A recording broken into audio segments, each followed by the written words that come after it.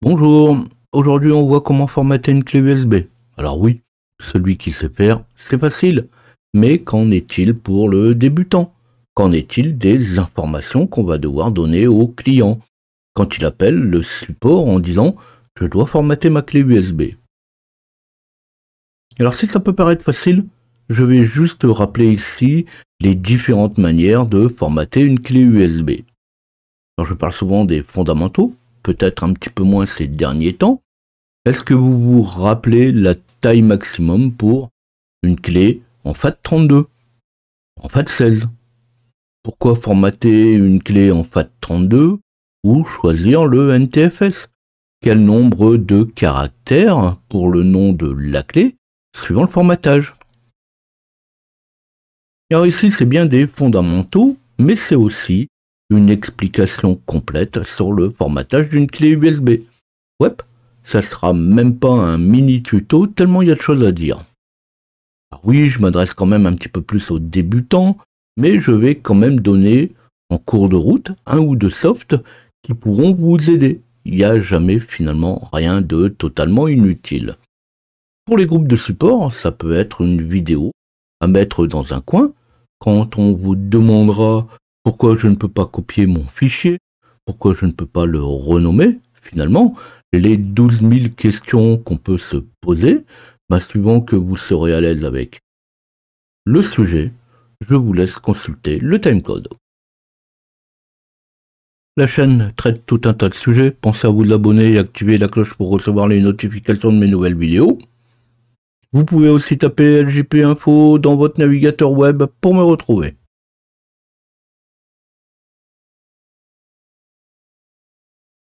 Comme je l'ai dit dans mon introduction, non, le sujet n'est pas si facile que ça. Toutes mes années d'expérience n'y font rien. J'ai commencé avec des clés USB de 16 mots. Alors je suis presque sûr que certains ne savent même pas que ça existait un jour. Oui, je parle de clés USB de stockage.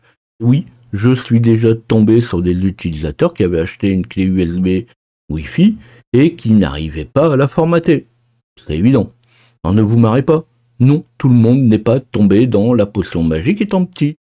Ce qui peut être évident pour les uns ne l'est pas pour les autres.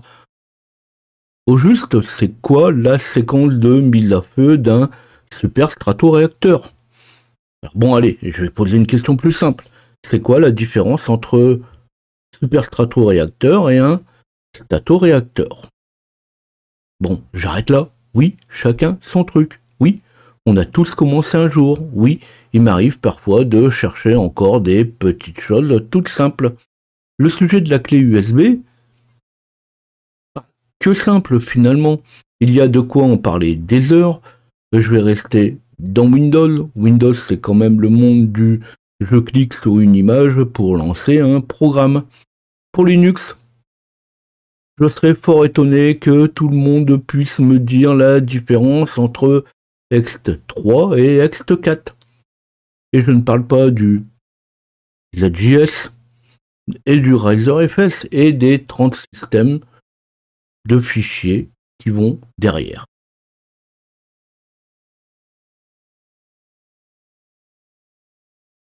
Côté prérequis, et il y aura bien assez à dire, on va rester sur Windows. Ici, je vais présenter un peu le formatage de clés USB avec différentes clés. De la clé de 500 MO, 2 Go, 4 Go, 8 Go, 32 Go, 64 Go, et je prendrai même un disque dur amovible de 500 Go qui fera très bien au fil de support amovible. Tout ça pour montrer qu'on ne formate pas n'importe quoi, n'importe comment. Tout ce petit monde est déjà plugué sur mon système. Du coup, on peut voir dans mon gestionnaire de fichiers, alors je rentre pas dans le gestionnaire de disque, c'est pas vraiment l'objectif, mais je vais en toucher un petit mot au passage. Comme je ne parle pas de l'utilisation, l'objectif est bien de formater. Si elle n'est pas reconnue, on peut essayer de la mettre sur un autre port USB, et sinon, je rentre pas là-dedans. La clé est peut-être HS. Ça peut être un souci de reconnaissance des ports. Sinon, de toute façon, si je pars vers cette idée, Dans 2 heures, j'y suis encore.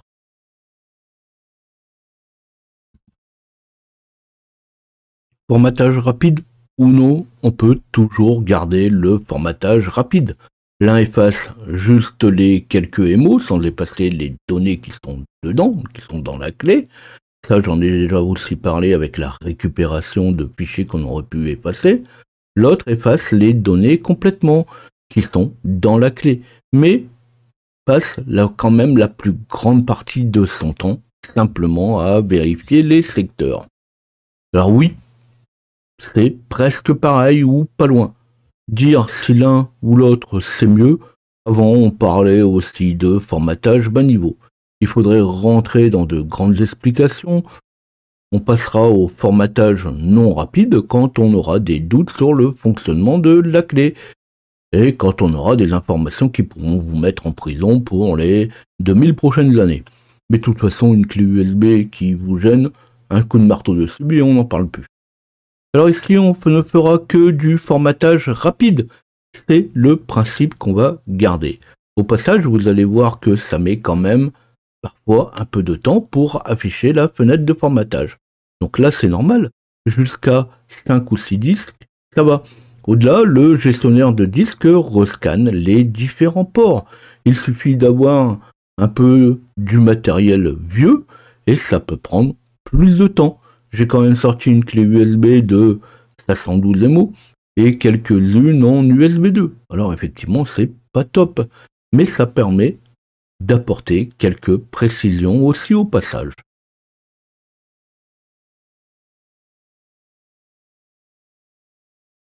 Côté système de fichiers, on pourra avoir le FAT16, le FAT32, le NTFS, l'EXFAT. Je l'ai dit au début, il y en a plus d'une trentaine, et seulement 3 ou 4 qui vont être proposés par Windows. Alors c'est proposé uniquement ces systèmes de fichiers, tout simplement parce que il ne sait lire et il ne sait faire que ça. Suivant la taille de la clé USB, il sera proposé ou non un formatage possible. Le FAT16 sont quand même les plus vieux. Ça, c'était au temps où les clés faisaient 512 MO. Si les formats FAT et FAT16 ne sont plus trop utilisés, par contre, le FAT32 l'est encore.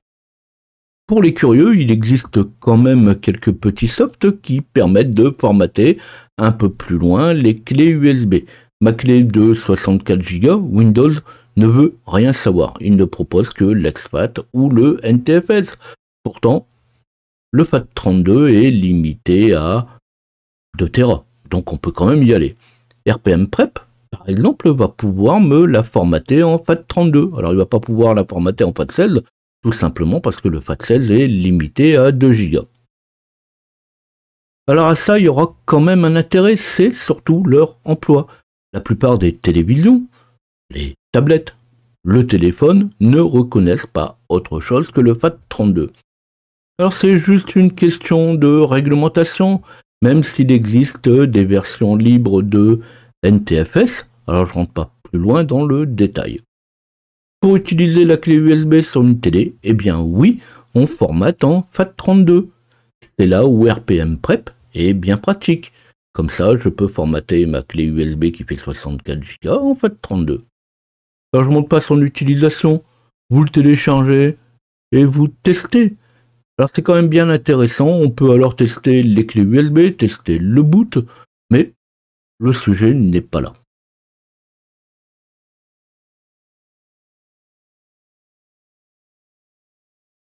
Suivant le formatage, vont suivre des limites en nombre de fichiers, une taille de nom de fichier, une taille de fichier. Le FAT16, on l'oublie, à moins que vous en ayez encore des clés USB de 2 Go ou de moins de 2 Go.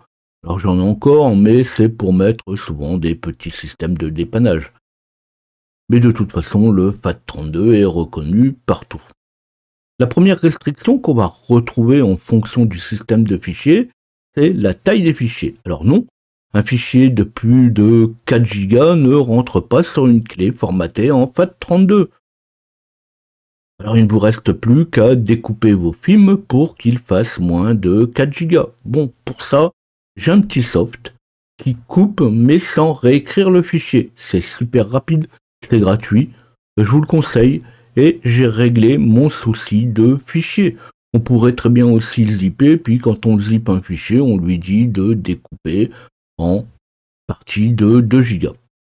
La seconde restriction, c'est le nombre de fichiers. Et ça, on va l'oublier tout de suite. C'est en fonction de la taille d'allocation.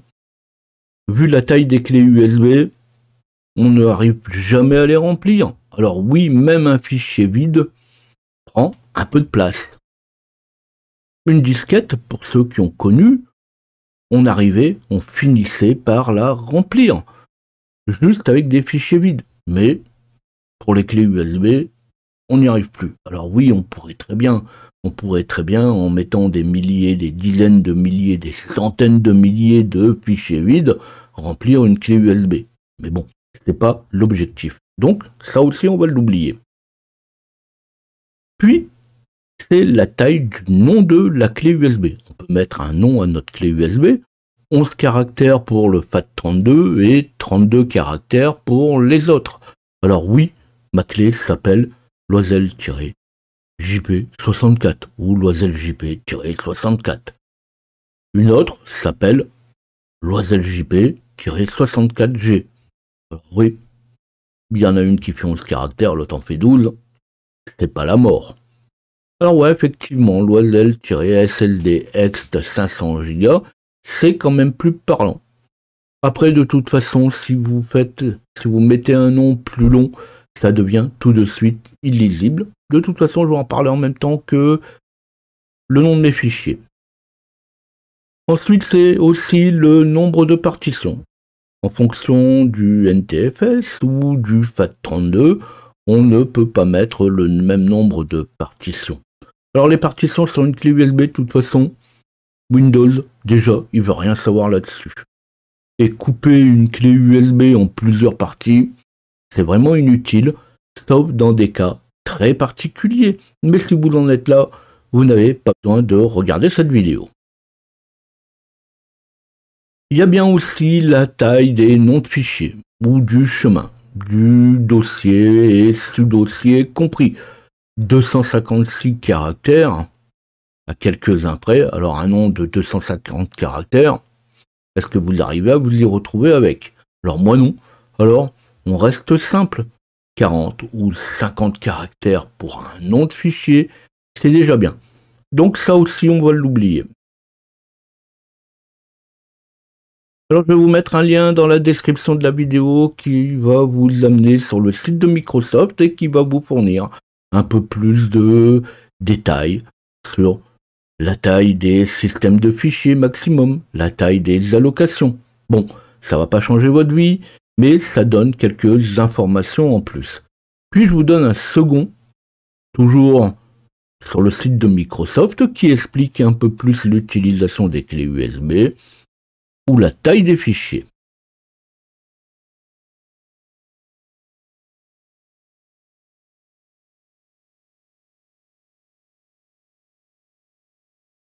Alors d'autres personnes vont encore vous parler de la sécurité. Alors effectivement, on parle aussi de la sécurité, la gestion des informations, la protection des informations. Pas forcément le vol d'informations. Ils vont vous parler de la vitesse. Alors c'est simple, on ne met pas de données sensibles sur une clé USB. Ça se vole, ça se perd, c'est fragile. On l'oublie. C'est bien pour le transfert des fichiers. Un disque amovible, c'est plus solide, mais pareil, à chacun son rôle. Pas de données sensibles, surtout sur quelque chose qui peut se déplacer. Alors si je rentre pas dans de plus grosses explications, il y a encore plein de choses qui pourraient être abordées. Après, on rentre dans des explications plus spécifiques. Une clé USB peut être reconnue comme un disque externe, comme disque interne. Ça peut être formaté pour être reconnu comme lecteur de DVD. Mais là, on sort un petit peu des choses simples. Si la vidéo vous a plu, si ça vous a intéressé, si vous en savez maintenant un petit peu plus sur quoi choisir, quel format prendre, pourquoi on ne peut pas mettre certains fichiers trop gros, trop longs, alors je parle de nom, eh bien, pense à liker. Vous pouvez aussi toujours poser vos questions, laisser vos suggestions, vos remarques. On ne sait pas tout. Il m'arrive encore parfois de chercher quelques informations simples, c'est ce que j'ai dit au début. Mettez tout ça ci-dessous.